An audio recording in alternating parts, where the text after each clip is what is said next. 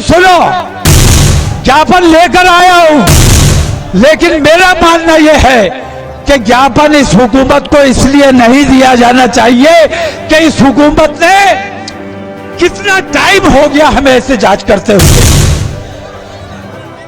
अगर इन्हें जरा भी एहसास होता तो इन्होंने नोटिस लिया होता। हमारे ज्ञापन का नोटिस लेंगे? नोटिस किसका लेंगे? हम अमन पसंद है, शांति प्रिय लोग हैं, हम भाईचारे का पैगाम देने वाले लोग हैं, हम ट्रेनें नहीं चला रहे, इसलिए हमारी बात नहीं सुनी जा रही। हमारी बात इसलिए नहीं सुनी। उन्होंने ट्रेनें जलाई, कोई बुलडोजर चला, कोई लाठी चली। ऐसी बेईमानी देखने के बाद फिर उसी बेईमान के आगे हम अपनी मिन्नत लेकर जाए कि हमारी बात सुनो। हम पर लानत है।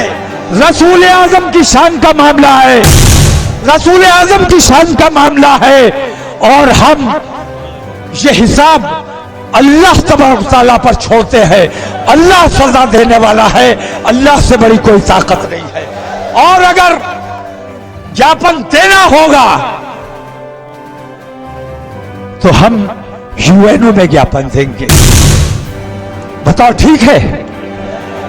हम यूएनओ में ज्ञापन देंगे, हम दिल्ली में जाकर ज्ञापन देंगे और पूरी दुनिया की हुकूमतों को बताएंगे कि इस बेईमान हुकूमत में मुसलमानों के साथ कैसा तासुब हो रहा है। ये नरेंद्र मोदी, इनको नजर नहीं आ रहा है कि पूरी दुनिया में क्या मैसेज जा रहा है। मेरे भाई, नरेंद्र मोदी को नजर नहीं आ रहा है कि पूरी दुनिया में हमारे देश की कितनी बदनामी हो रही है। हमें तकलीफ हो रही है। हमारा देश है, उनका अकेले का देश नहीं है।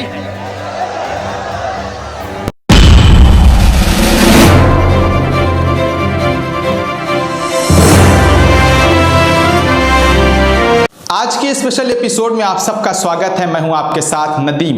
दोस्तों, जो आप में से हमारे इस चैनल पर नए हैं, हमारी वीडियो पहली मर्तबा देख रहे हैं, वो हमारे इस चैनल को जरूर सब्सक्राइब करें। अग्निपथ योजना इस वक्त सरकार के गले की फांस बन गई है। भले ही सरकार ने फौज को आगे कर दिया है, लेकिन देश में ज्यादातर राज्यों में सरकार की इस योजना का जमकर विरोध हो रहा है। लेकिन सरकार फिलहाल तो पीछे हटने को राजी नहीं दिख रही है। ऐसे में उन युवाओं को अपना मुस्तकबिल खतरे में नजर आ रहा है जो सेना की भर्ती के लिए जी तोड़ मेहनत कर रहे थे। युवाओं का कहना है कि ये नियम सरकार को हर हाल में वापस लेना पड़ेगा। इसके पीछे वजह यह है कि 4 साल बाद 75% युवा कहां जाएंगे। युवाओं का सवाल है कि असम राफेल्स में आखिरकार कितने लोगों की बहाली होगी और जो नया अभ्यर्थी रहेगा वो कहां जाएगा। बीजेपी ऑफिस में गार्ड की नौकरी वाले ऑफर पर युवाओं में काफी नाराजगी दिखाई दे रही है। युवाओं ने कहा कि आर्मी में जाने वाला जवान क्या बीजेपी ऑफिस की निगरानी करेगा। सेना की वर्दी पहनने का सपना सजाने वाले युवाओं ने कहा कि सरकार इस योजना को हम पर बिना सोचे समझे थोप रही है, जो कि तानाशाही सरकार का रवैया होता है, जो कि बिल्कुल भी ठीक नहीं है। 4 साल की सर्विस के बाद अग्निवीर को निष्कासित वीर कहकर उनका मजाक बनाया जाएगा। सेना की भर्ती का फिजिकल और टेस्ट पास करने वाला नौजवान सरकारी रवैये से बेहद खफा है। युवाओं का कहना है कि जिसका प्रोसेस आगे बढ़ चुका था, उनसे पूछिए कि कितना मुश्किल होता है टेस्ट पास करना, फिजिकल और मेडिकल पास करना। युवाओं का कहना है कि सेना में हम गरीब ही जाएंगे, नेताओं के बच्चे सेना में नहीं जाएंगे। क्या हम इतनी जी तोड़ मेहनत सिर्फ 4 साल के लिए कर रहे हैं? हमें अपना जुनून सिर्फ 4 साल के लिए नहीं दिखाना है। सेना हमारे लिए कोई टूर नहीं है, ये नौकरी हमारे लिए जज्बा है जिसे हम ताउम्र जीना चाहते हैं। मगर सरकार ने सारी उम्मीदों पर पानी फेर दिया है। पुरानी भर्तियों को कैंसिल करना युवाओं के साथ एक तरह का धोखा है। जिन युवाओं को सेना का ज्वाइन लेटर आना था, अब उनका सेना से मोह भंग हो रहा है।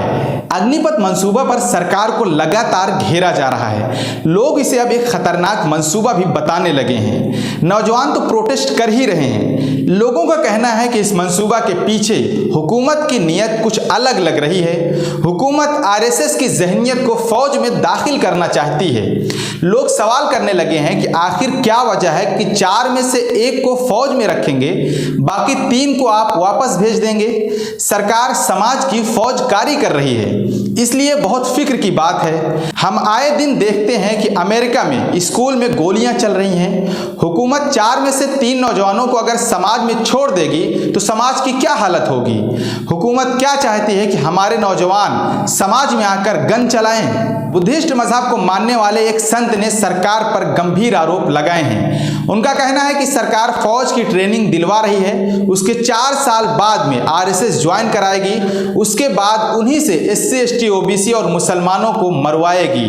राहुल गांधी ने अग्निपथ स्कीम से मुतालिक बीजेपी लीडर कैलाश विजयवर्गीय के बयान पर पीएम मोदी को निशाना बनाया है। राहुल गांधी ने ट्वीट किया कि जिन लोगों ने आज़ादी के 52 साल तक तिरंगा नहीं लहराया है, उनसे फौजियों के एहतराम की उम्मीद नहीं की जा सकती है। राहुल गांधी ने कहा कि नौजवानों में फौज में शामिल होने का जोश है। चौकीदार बनकर बीजेपी के दफ्तरों की हिफाजत नहीं करना चाहते, बल्कि मुल्क की हिफाजत करना चाहते हैं। पीएम मोदी की खामोशी इस बात को साबित कर रही है कि उनकी पार्टी फौज की इज्जत नहीं करती है। कैलाश विजयवर्गीय ने कहा कि अगर हमें बीजेपी के दफ्तर में सिक्योरिटी गार्ड रखना है तो हम उनमें से भी अग्निवीरों को तरजीह देंगे। लेकिन जब बाद में कैलाश विजयवर्गीय से उनके बयान पर पूछा गया तो उन्होंने साफ तौर पर कहा कि टूल किट से जुड़े लोग मेरे बयान को तोड़ मरोड़ कर नौजवानों की तौहीन करने की कोशिश कर रहे हैं।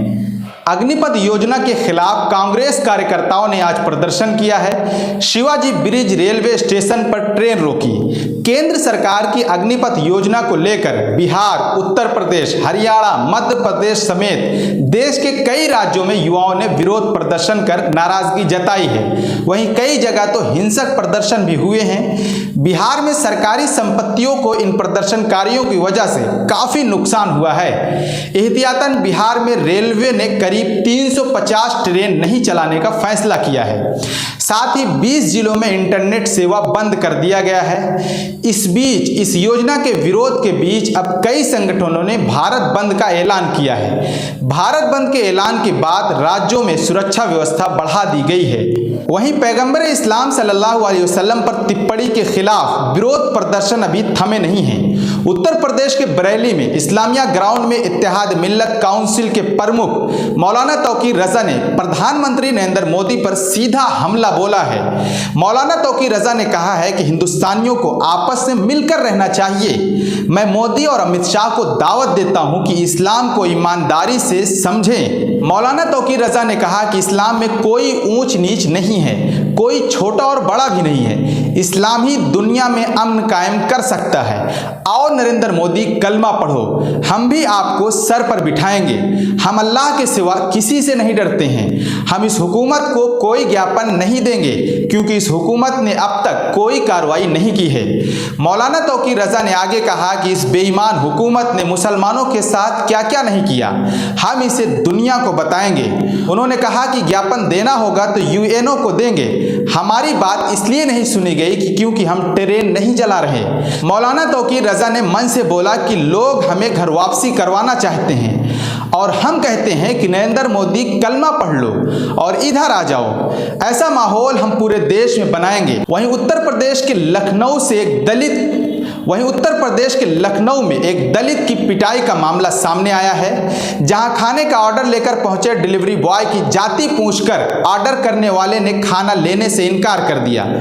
इतना ही नहीं, उसके साथ बदसलूकी की गई और बेरहमी से उसे मारा पीटा भी गया है। पीड़ित ने लखनऊ के आशियाना थाने में आरोपी के खिलाफ तहरीर दी है, जिसके बाद पुलिस ने घटना को गंभीरता से लेते हुए 2 नामजद और 12 अज्ञात लोगों के खिलाफ मुकदमा दर्ज करके जांच शुरू कर दी है।